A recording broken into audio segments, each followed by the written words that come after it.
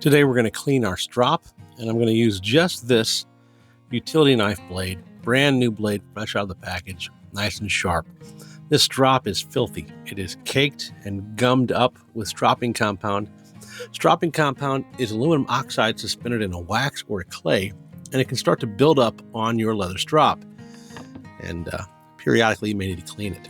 So you just take the flat edge or the sharp edge and just start scraping across the strop, one direction to the other. It doesn't matter if you pick it up like I'm doing here and go back. You can rub it back and forth, and you're just going to be scraping the compound off of the strop.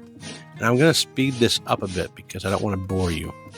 This strop is vegetable tanned leather, and vegetable tanned leather is far more resilient than folks give it credit for. So you can just really scrape hard to get all the compound off here as best you can. And as you can see, here's a good section here where it's not coming up very easily.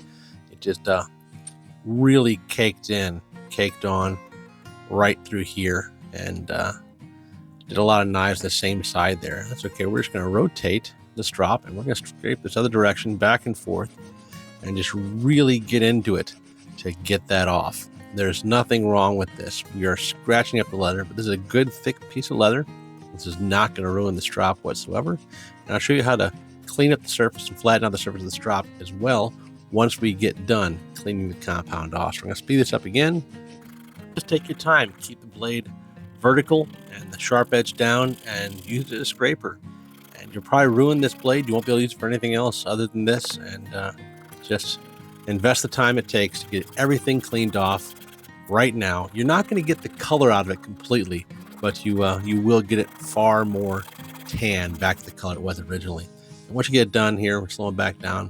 We're just going to rub it all off, all that loose compound out of the leather and all that those leather bits and mess that's left over on it. With that done, you might have a uneven surface. I'm going to take this 220 grit 3M sandpaper, fold it over a few times, and I'm going to use this to flatten out the strop a bit by hand. I'm just going to rub this back and forth across the surface, trying to get the entire surface to bring it back to a flat strop like we had originally when it was new. This vegetable tan leather is incredibly resilient, and you're not going to have any issues getting this back to being as flat as it once was. And feel it. Make sure it's feeling flat, and if it's not, grab your sandpaper, go right back to it, and work out all those areas where it's not, and you get it back to a nice tan color like it was when it was new. Now, as you've been stropping on this for a year, 6 months, or what have you, so that leather can start to push over on the edge. If you want to, you can take a knife and just carve that right off. Cleaning up the strop in this manner isn't necessary, really, but I like doing it because it makes the strop look a little cleaner, a little nicer, and I care about that kind of thing. So if you're going to do that, make sure you do it to all three sides or what have you, and it'll be right back up to new.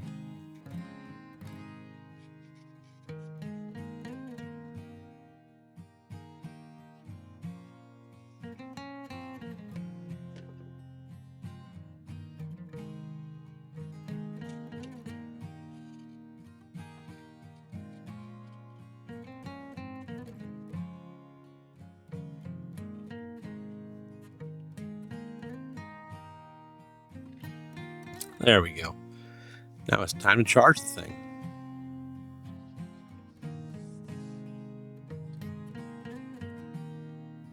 If you didn't know, Rich Smithson over at Helvey sells white stropping compound, and this is the compound I got from them last time I purchased a knife over on Helvey's website.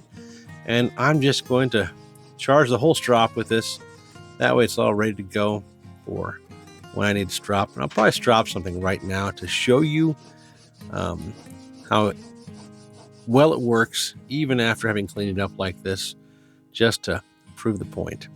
But rub it in good and thick across the entire surface, nice and evenly if you can, and you'll have it charged quite well so you can strop to your heart's content.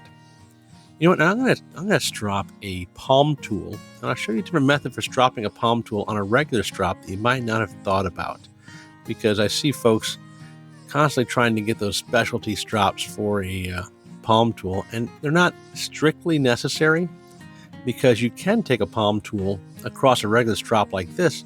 You're just going to be stropping it in a direction contrary to what you might think.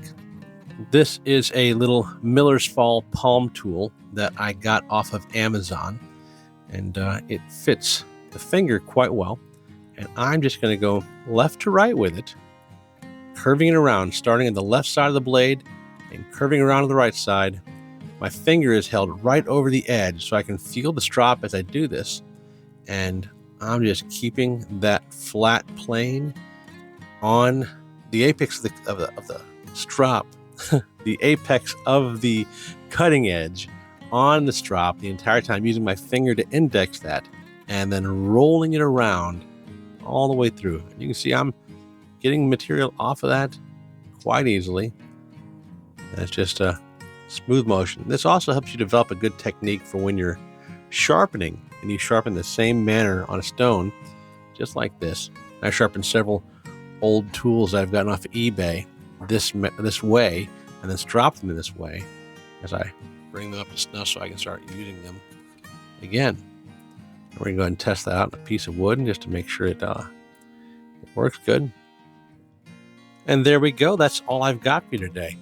Listen, folks, I really appreciate you watching the video. Thank you so much. Don't forget to like the video and subscribe to the channel. This was a quick and dirty video based off a comment someone asked me whether I'd show cleaning my strop, and so I wanted to go ahead and get that done real quick for you guys. Those other videos you see popping up on the screen are definitely worth watching, so you should take a moment, go watch those videos.